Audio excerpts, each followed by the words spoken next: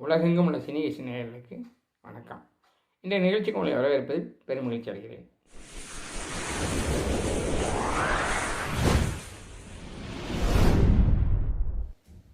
வாங்க சினிமா பேசலாம் பகுதி 15க்கு உங்களை வரவேற்கிறேன்.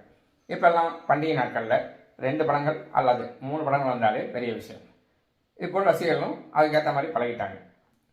ஆனால் பல பேர் மேலையில் பேசும்போதும் பேட்டி கொடுக்கும்போதும் முன்னெல்லாம் தீபாவளி பொங்கலுக்கு 10 படம் வரும், 8 படம் வரும் அப்படின்னு சொல்கிறது கேட்டிருப்பீங்க.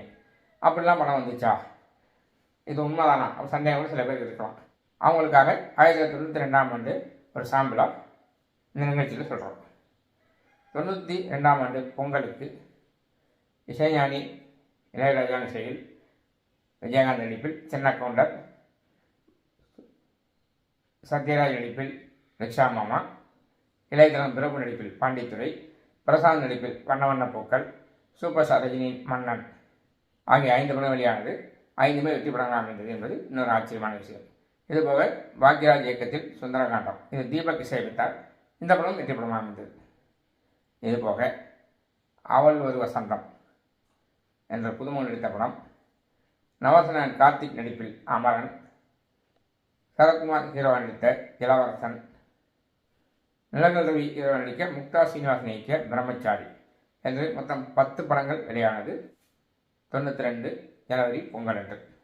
92 தமிழ் புத்தாண்டில் தேவா இசையில் சத்யராஜ் நடிப்பில் தெற்கு தெருமச்சான், ராதிகா ஹீரோ நடித்த தமிழ் பொண்ணு 2 படங்கள். இதுபோக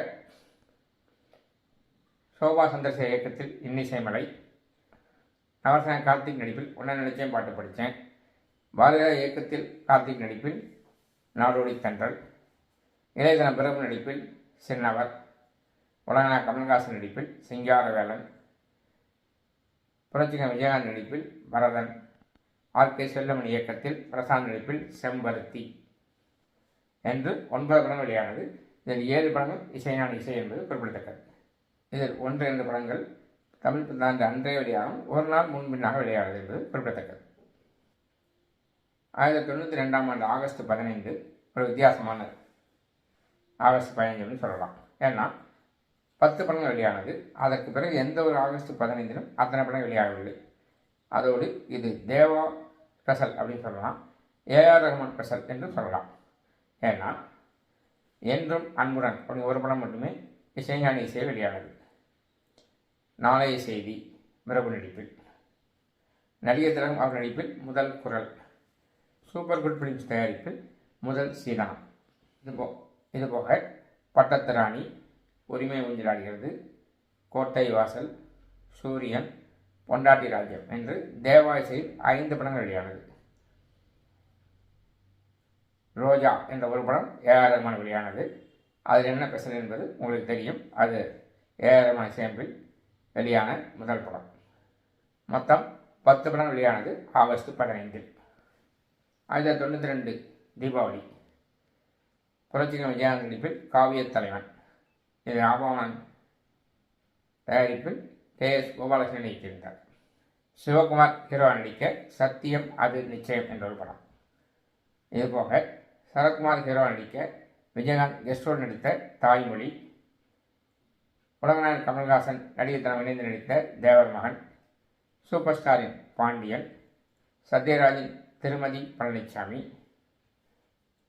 பிரபுவின் செந்தமிழ் பாட்டு, பாக்யராஜின் ராசக்குட்டி என்று 6 படங்கள் இசைஞானி இசை வெளியானது. இது செந்தமிழ் பாட்டு படம் மட்டும் இசைஞானியும் எம்.எஸ். விஸ்வநாதன் இணைந்து இசையமைத்திருந்தனர். மொத்தம் அந்த தீபாவளிக்கு 8 படங்கள் வெளியானது.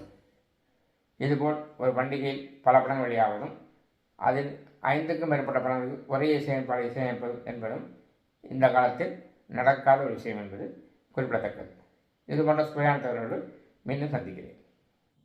இது போன்ற சினிமா சம்பந்தமான செய்திகள், விமர்சனங்கள் போன்றவற்றை தொடர்ந்து பார்க்குறதுக்கு இந்த சேனலை லைக் பண்ணுங்கள், ஷேர் பண்ணுங்கள், சப்ஸ்கிரைப் பண்ணுங்கள். என்றும் அன்புடன் உங்கள் காஞ்சிபுரம் வேல்முருகன்.